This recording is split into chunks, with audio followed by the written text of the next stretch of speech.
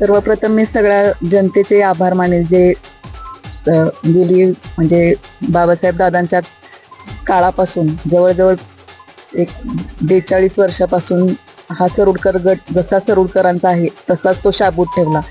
विरोधकांनी बरेच प्रयत्न करून की सरोडकरांचा हा गट बालेकिल्ला संपवाय उद्देशानं त्यांनी ही लढाई लढली होती. पण आबांनी दिवस रात्र मेहनत करून आबांनी जे हे 2 उमेदवार दिले आहेत, 3 आपले, त्यांना आपण सर्वांनी सर्व जनतेने जी साथ दिली त्याच्याबद्दल मी सगळ्या जनतेचे आभार मानते.